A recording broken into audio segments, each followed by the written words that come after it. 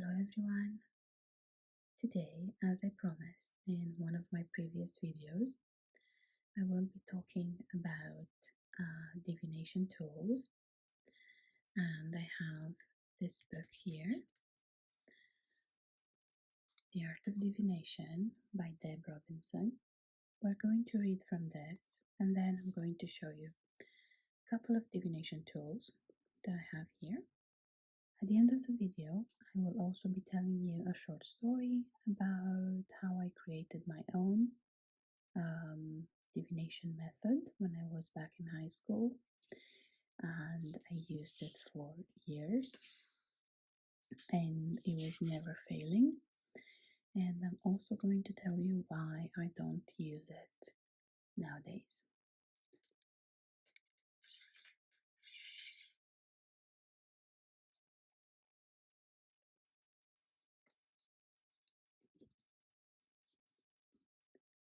Divination is a practice of seeking knowledge of the future or the unknown by supernatural means.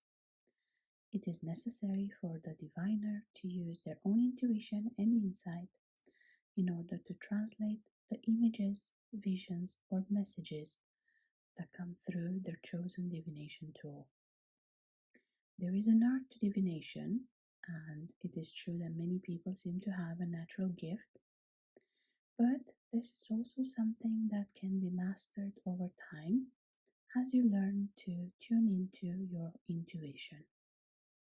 Where these messages come from is a mystery. Some believe they are messages from God, others believe they are from spirit guides or angels or the universe.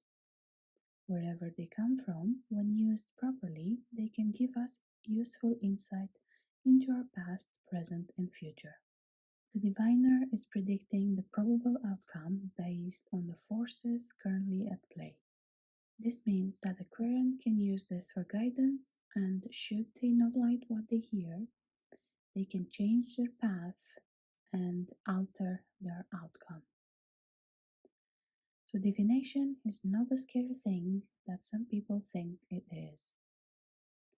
Free will is always there for us to see, and any insight we have into the path we are on can be useful. If working with a querent, it is important to speak the truth with kindness. The goal should be to bring hope, inspiration, and healing. You should never thoughtlessly deal someone a hammer blow that you feel will cause damage. Preparing for divination. Divination isn't something you should just dive right into before preparing your mind, body, and spirit. Whatever your beliefs about where the answers come from, whether you believe they are messages from the universe, angels, gods, or goddesses, or something else entirely, you do need to prepare yourself for receiving those messages and allow the energy to flow freely. If you practice regularly, you will find you will be able to calm and free your mind, creating an oasis of inner calm even in times of emotional stress. And once you have learned this, you'll be able to divine at any time. Before any kind of divination, find a peaceful place where you can feel completely at ease. Relax and ground yourself, and if it helps, light candles, play meditative music, sip herbal tea, cry out any emotions you have been holding on to, and just relax. Take deep cleansing breaths and focus on nothing at all.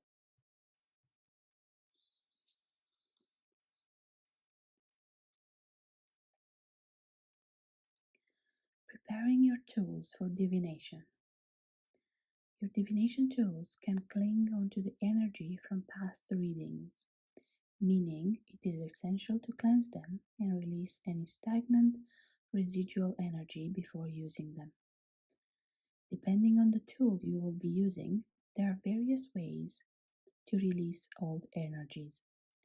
Smoke cleansing works for any tools from tarot cards to rune stones, pendulums, etc.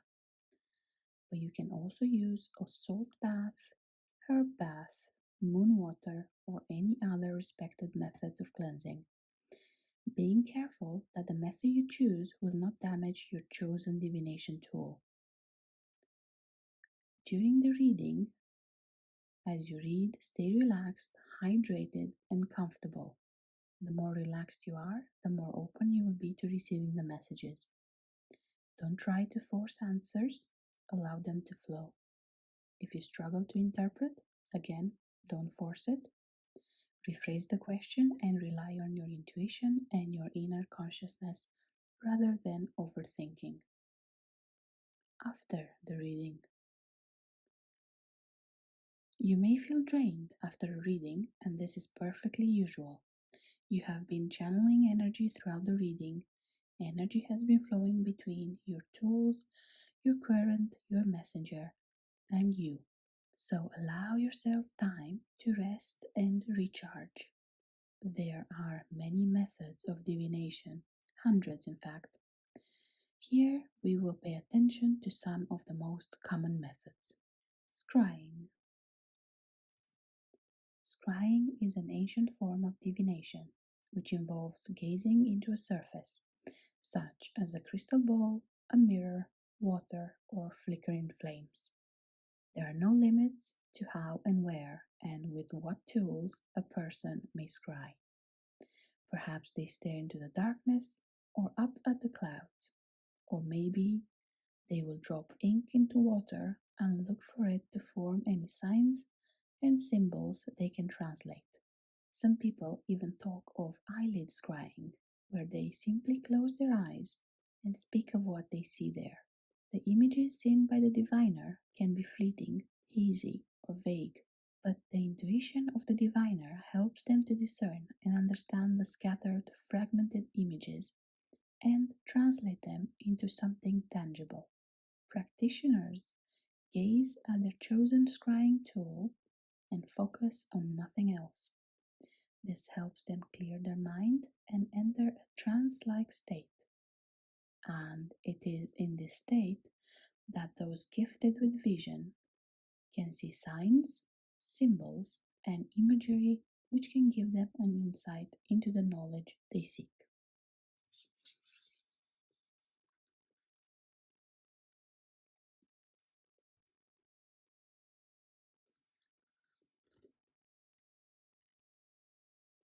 The crystal ball.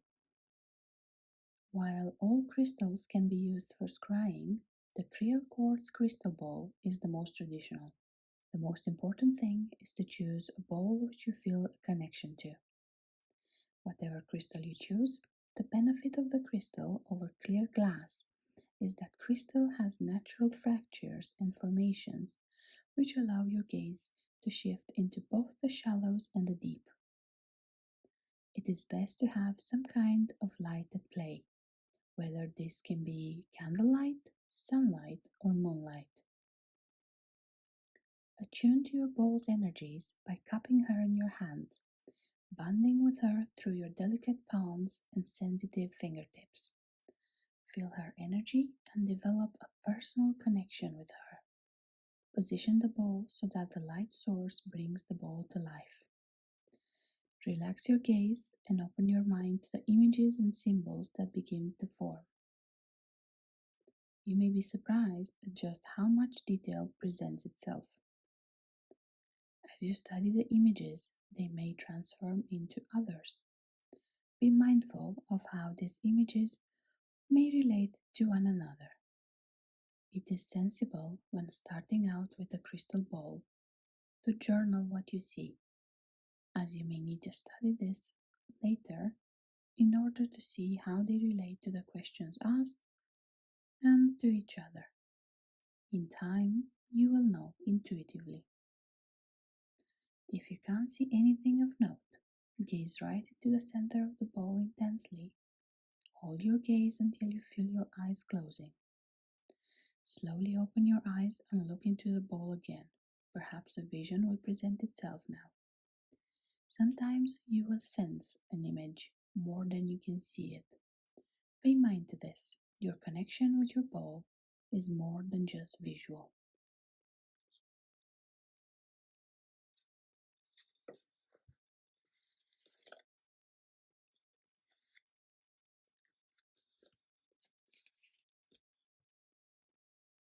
Hydromancy or water scrying. Hydromancy is a practice of divination by using water. Water's reflections, shadows, and ripples make it an ideal scrying tool. Water has been believed to be a source of wisdom for centuries.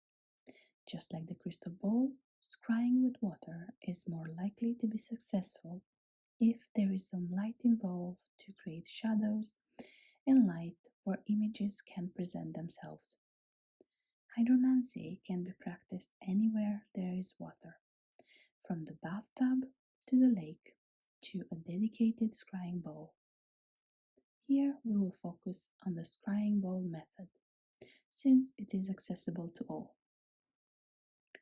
Candles are the perfect light source in this instance, for their flickering will introduce shimmers on the surface of the water. Some like to use darkened water, so feel free to experiment. Darkened water can be created by soaking herbs in the water, then straining before use. Give the water a stir clockwise with either a quartz wand or your index finger, and then gaze into the ripples. Use your intuition to interpret any images, messages, or symbols that present themselves. Ceromancy or wax scrying. There are two main ways of wax scrying. These are 1. To observe both the movement and actions of the flame, and also wax as it becomes molten and drips down the side of the candle or the candle holder. It is necessary for this method to use a candle which will drip. Non-drip candles will reveal very little since their wax will not flow. Light your candle, and as you do this, you may ask any question you would like to have answered, or else may simply welcome any and all messages which may appear. Watch the flame as it flickers and dances. Does it hold a message for you? Or perhaps the message will be revealed in the wax as it turns to liquid and bleeds down the sides of the candle. Gaze into the movement and remember that scrying is not only a visual art, but a spiritual one too. So be open to your feelings and intuition, and the answers and or messages will present themselves. Let's do an exercise just now and think of a question and look onto my candle right there. You can see the light flickering from one side to the other. My candle is obviously a non-drip candle, but you can still look into the flames and see for each and every one of you if any messages may come through.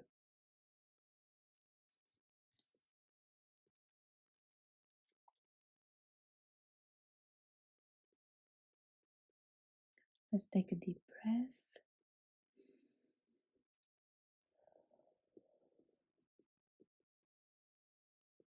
And look at the candle as it flickers.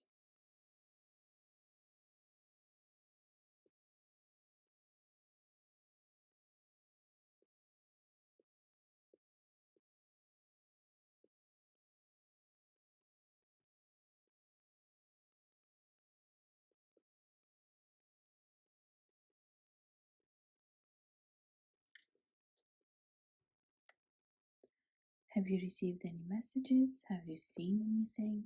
Let me know in the comments below. Method number 2. To drip molten wax into the water and look at the shapes which are formed in both the wax and the water as it moves, and in the hardened wax as it solidifies and floats on the surface of the water. For this method, it is preferable to choose a through colored candle, since many candles are only dipped in colored wax and are actually white under their colored surface.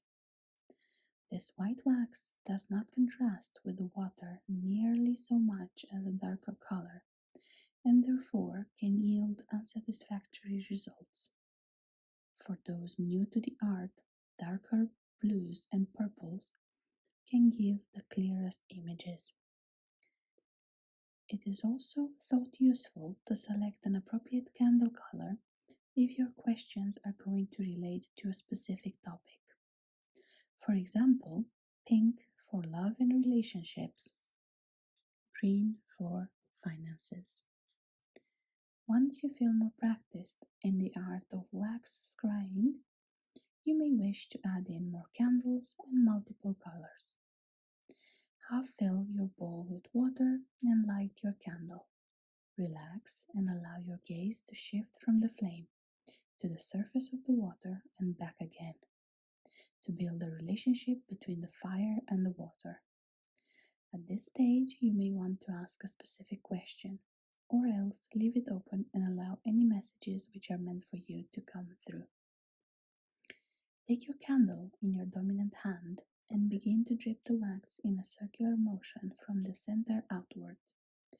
As you are requesting that answers come to you, drip the wax clockwise to invoke. Then watch as your message appears. Note not only the appearance of the wax, but the ripples and shadows which appear on the water. Use your intuition to decipher what you see. In an instance where you feel nothing has been revealed, it can be beneficial to carefully lift the hardened wax from the bowl and set it aside to study later. Pyromancy, or fire scrying. There are many variants on basic pyromancy. Most involve throwing something into the flames, such as salt, which is called allomancy, plants, photomancy, etc. But here we focus on basic pyromancy. Bonfires are an excellent method since they are outdoors, when there's a natural breeze, and have an abundance of flickering flames to gaze at and decipher. Coal or log fires are also an exceptional scrying tool. However, a candle or candles can work too, though it is advised to crack a window so there is a breeze. A flickering flame rather than a very still flame is desirable. Gaze into the fire as you ask your questions, then notice the appearance of the flame and any sparks, shadows, or hisses, crackles, or other noises. You can use your intuition to decipher what you see and hear, keeping in mind the following. If your fire proves difficult to ignite for no apparent reason, then this could be telling you that a particular venture or relationship is going to take more effort than imagined. The intensity of the flame, how fast it is consuming the wood, coal, or wax, can tell the speed of a particular outcome. Flames which burn more ferociously in the center advise focusing on your current situation or problems before moving on. There is something central in your life which requires your immediate attention. A spitting or spluttering flame can suggest either negative gossip or something unsaid, which will build resentment if not voiced. It is a good omen if the flames are light and clear. As you gaze into and around the flame, look for images, shapes, and symbols to appear. Children are particularly good at recognizing images in fire and shadows, so invite your childlike intuition to play and take note of what you see. Ultimately, as the fire burns out, it may offer you a final message in the smoke it leaves behind. Catoptromancy, or mirror scrying. There are several forms of mirror scrying, but here we focus on scrying with clear glass mirrors, since this is something which most people will have readily available. This is best done in semi-darkness, ideally with just a glow from the moon gently illuminating the space. It is best to position your mirror so nothing directly reflects in it. Arrange candles around the mirror in a way that casts both light and shade across the mirror. You can also experiment with burning incense either side of the mirror to help create a more fluid doorway into it. Recommended incenses are lavender, patchouli, and rosemary, since these are believed to enhance psychic abilities and aid divination. Gaze into the mirror, ask your question, and repeat it, getting quieter and quieter each time until it is barely a whisper. Blink slowly and gaze deep into the mirror. See what image presents itself in the mirror. You must interpret what you have seen by using your instinct or your intuition. When you are ready to ask another question, face your palm towards the mirror and wave in a counterclockwise sweeping circle to clear the past images. This can also be achieved by blowing gentle on the surface of the mirror. Give thanks to the mirror for sharing its wisdom. Then continue. Since we are at this chapter, I'm going to show you my silver mirror.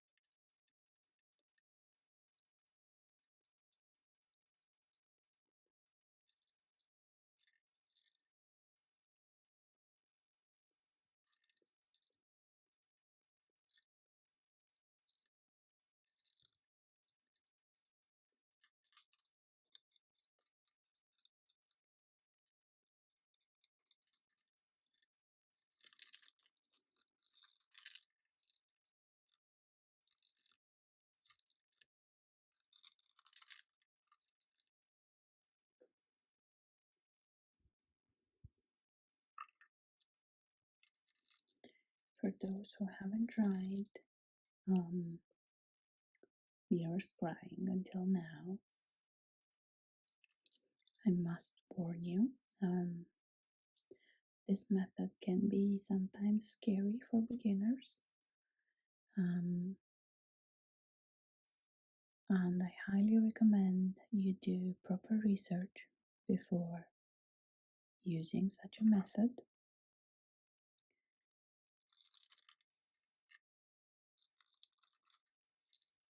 If you haven't used any divination tool until now, then I recommend you go for more common ways, which are tarot cards or runes, or even create your own divination method. Divination in reflective surfaces, such as mirrors or water, can become quite overwhelming.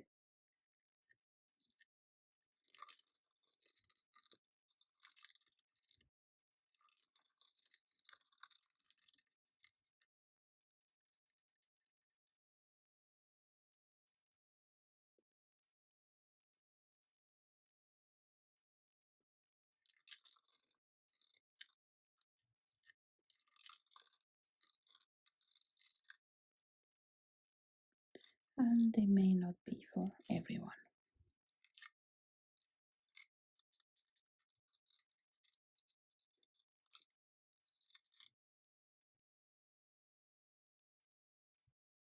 Lithomancy, gems, stones, or charms. Lithomancy is the practice of divination using the reflections and patterns formed by stones, crystals, or charms which are cast by the diviner. The simplest form of lithomancy is to use meaningless stones and decide what they mean before they are cast. For example, you could assign the no to a red stone and yes to a green stone and ask a simple yes or no question.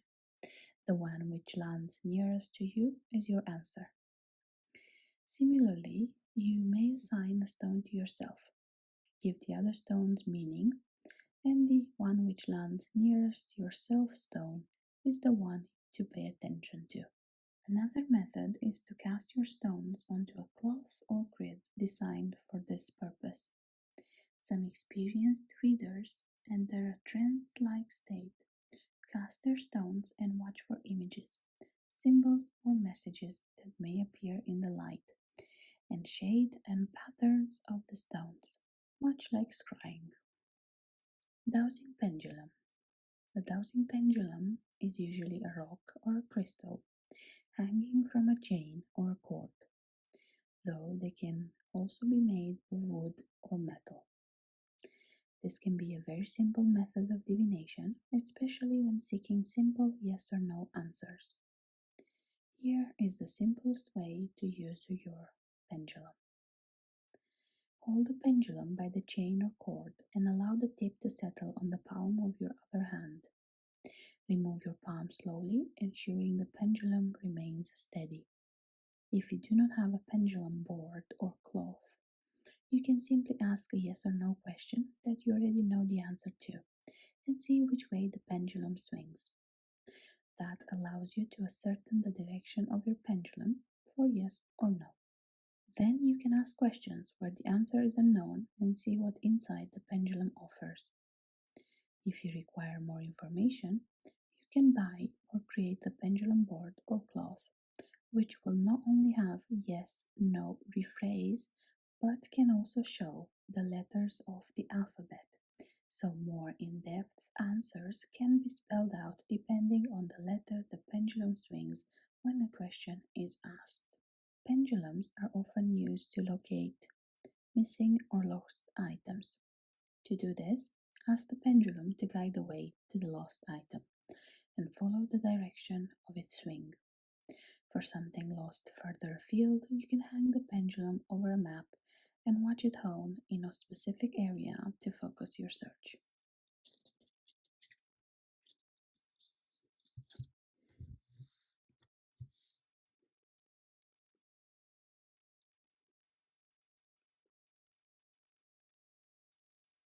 This is one of my pendulums, which I haven't actually used ever. Um, it is a rose quartz.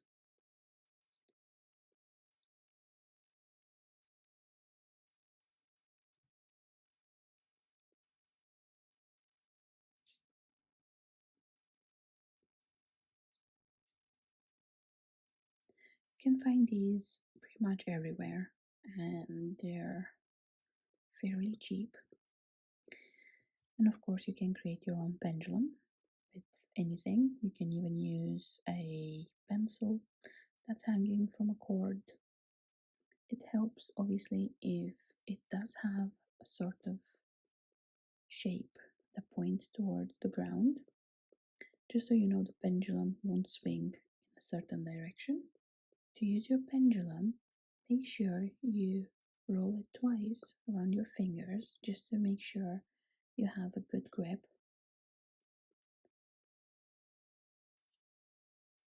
You can use the palm method to make sure the pendulum doesn't swing.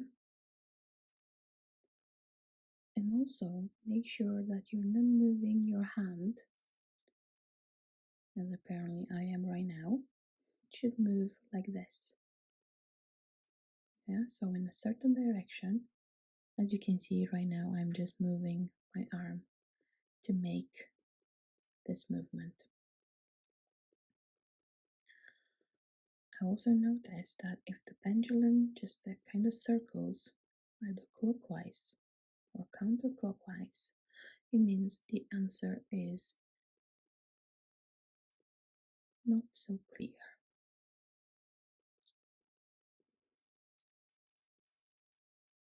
So you can try and rephrase the question if that's the case.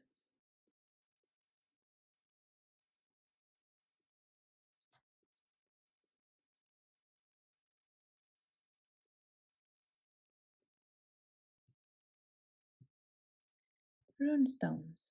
Runes are traditionally made of stone, but can also be made from crystal or wood. While there are a few different runic alphabets, the most common one is the Elder Futhark. I have probably butchered the name, so apologies.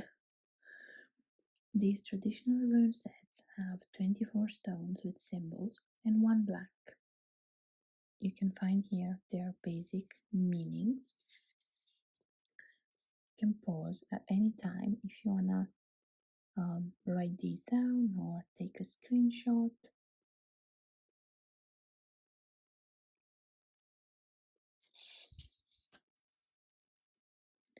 If you draw a blank stone, this could tell you that you already have the answer and that you should seek it within. A simple single stone reading. Clear your mind, focus on the question you would like to have answered. Hold the bag of rune stones in your hand. Ask the question and take a stone from the bag. Read the symbol written on the stone. That answers your question. If you need further clarification, take another stone from the bag. If you find that you still need clarification, place the stones back in the bag, reshuffle them, and rephrase your question. Runes can also be cast. Traditionally, it is said that the runes should be cast onto cloth, and while you are looking up to the universe, you select the runes you are going to read.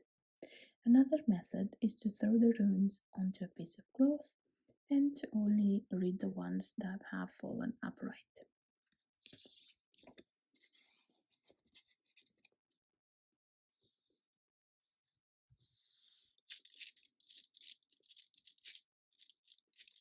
These are my rune stones.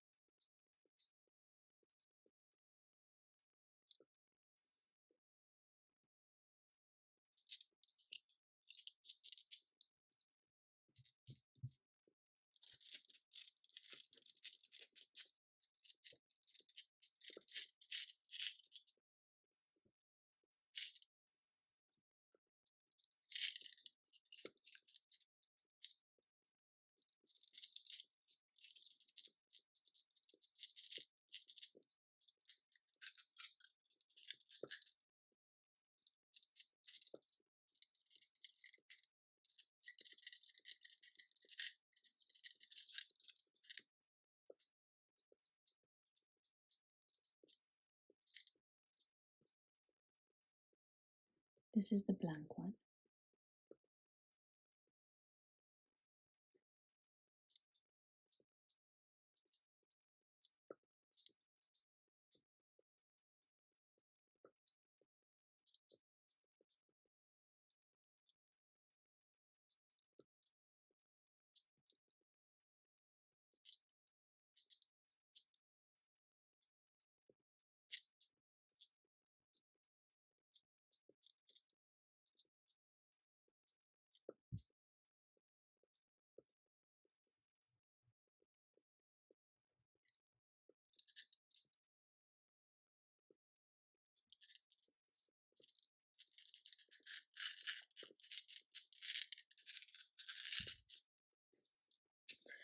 Let's try this exercise and see if it resonates with any of you. So I'm going to clear my mind and I'm going to focus on receiving whatever question you have. Then I'm going to hold the bag of rune stones in my hand. I'm going to try to ask the universe to answer your question, not mine. And then I'm going to take a stone from the bag and we're going to read this. So you can pause the video if you'd like to think of a question. I'm going to take this into my hand and then pick a rune.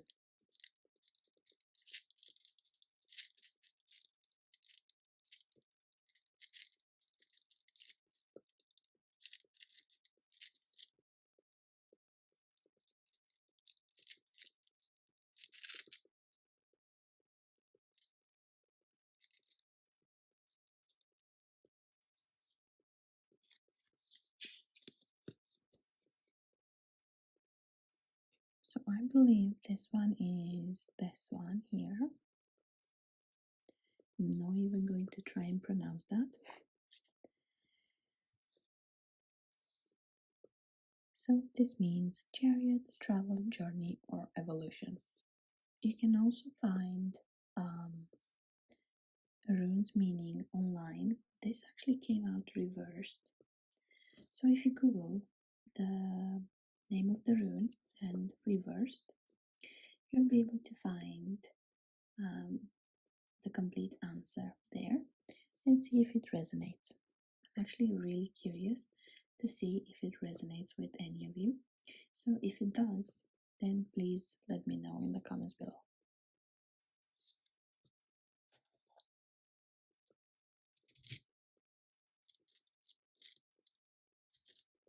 Moving on to psychography or automatic writing. Psychography is the art of writing without conscious thought. It is a tool used by psychics and clairvoyants to describe the messages they receive. It can take some practice to allow yourself to find the state of mind required to do this, since you have to have a very clear mind, free of all distractions. It is necessary to switch off all rational thought completely, enter a trance-like state, and connect spiritually with your higher self and the incoming messages. All you need for this is a pen or pencil and some paper. You need to connect with your tools and disconnect from everything else. Note down the question you'd like to ask, then relax your body and mind. This is not something you can rush, so take your time. If you are able to make a connection, messages will flow through your subconscious and onto the page. And I see they left some space here. Again, I feel like I'm repeating myself, but automatic writing is not something, in my opinion anyway, that beginners can use. You have to reach a state in which meditation has to be a daily practice. You have to ground yourself and you need to be careful about protection. Of course, any method can be mastered over time, so I'm not trying to discourage you. I'm trying to put this as simply as possible that you need to do your research before trying something like this. Moving on to the next one.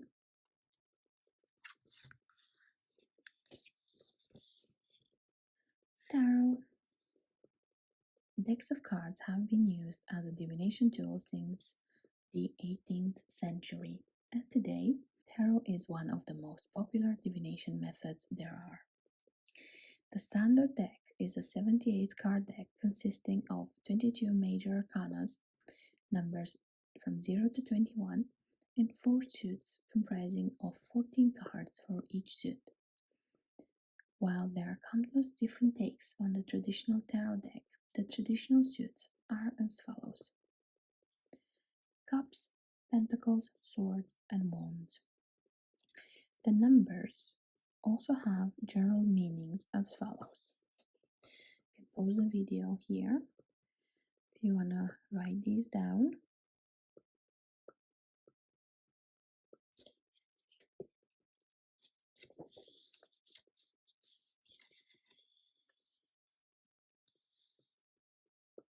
Then we have the court cards. Most often the court cards represent a person, either the querent or somebody else around them. Once you understand the personalities of each of these cards, you can better pinpoint who this represents. However, if you cannot put a name to the court card, then it is possible that these represent situations or even levels of experience and or maturity.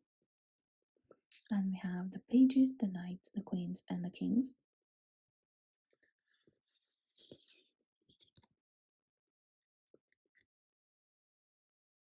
Here we have a very brief overview of the major arcana. The Fool is the principal character in the major arcana, and we follow him as he journeys through life, meeting teachers and learning lessons. We witness his setbacks and achievements along the way. So the cards are the Fool, the Magician, the High Priestess, the Empress, the Emperor, the Hierophant, the Lovers, the Chariot, Strength, the Hermit, Wheel of Fortune, Justice, the Hanged Man, Death, Temperance, the Devil, the Tower, the Star, the Moon, the Sun.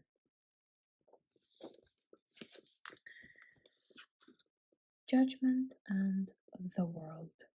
This was just a very brief introduction to an extremely complex divination tool, where there are infinite different card spreads and methods of reading, one which, if covered in depth, could fill hundreds of pages.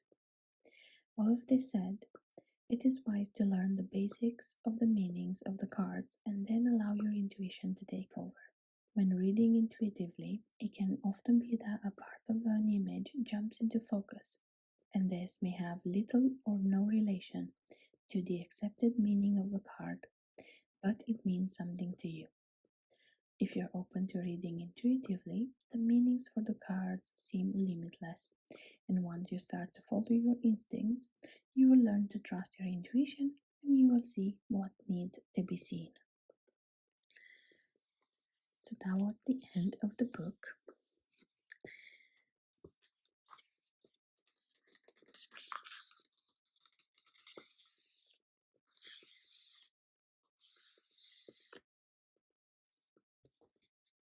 Whilst I'll tell you about the divination method that I used in high school, I'm gonna quickly show you also the tarot cards that I have.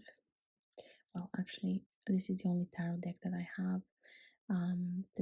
These are lesson cards, and these ones are oracle cards. So, when I was in high school, I used to collect, well, not really collect, but I used to have a fascination with earrings and fashion in general. And I used to have around, I don't know, maybe 100 pairs of earrings at that time. I would probably say by the end of high school, I probably had more than 100 pairs. After a while, I realized that I was having good days or bad days depending on which earrings I was wearing. And in the morning, when I was choosing the outfit that I was going to wear, I would go to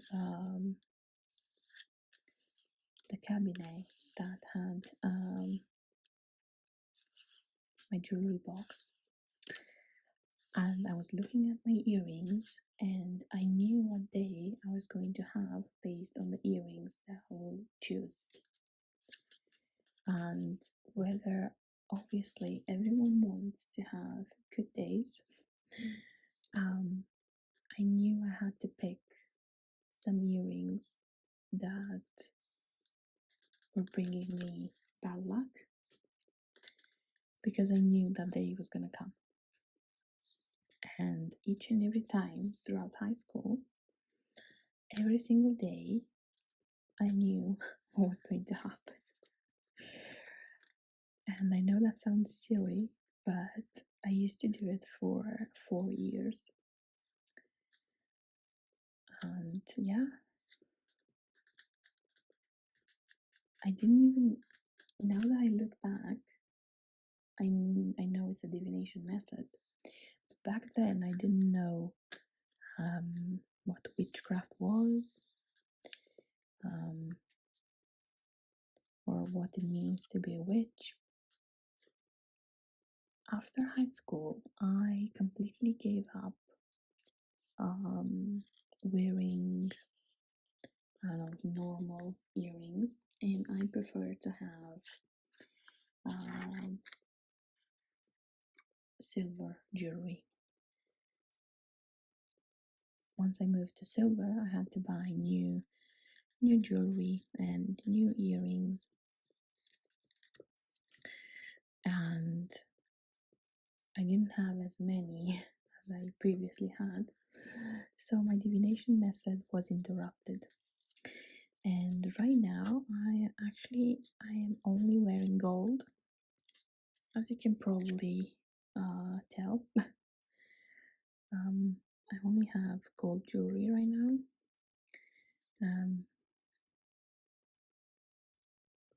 But yeah, this is how I created a divination method, and I successfully used it for quite some time, I would say.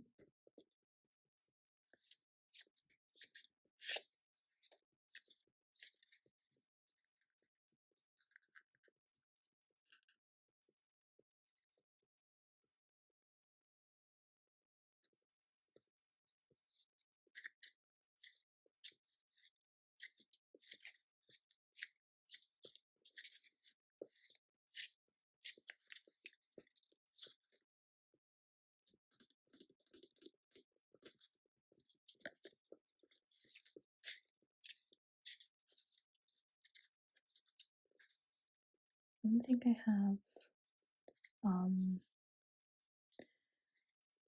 a preferred divination method. I do have tarot cards or oracle cards, but as you can see, I've not used them once. I mean, you can tell they are new. I adore them, and I like to look at them. But I haven't actually done a single reading in my entire life. I think that I somehow feel attracted to runes, and I sometimes do rune readings for friends. And from what they've told me, it seems to resonate each and every time.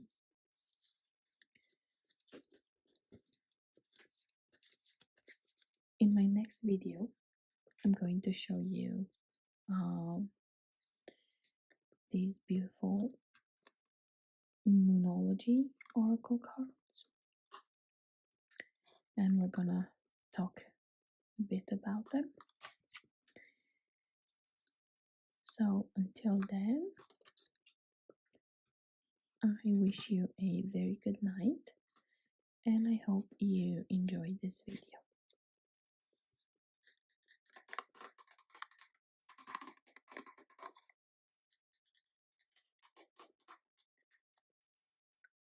Bye bye.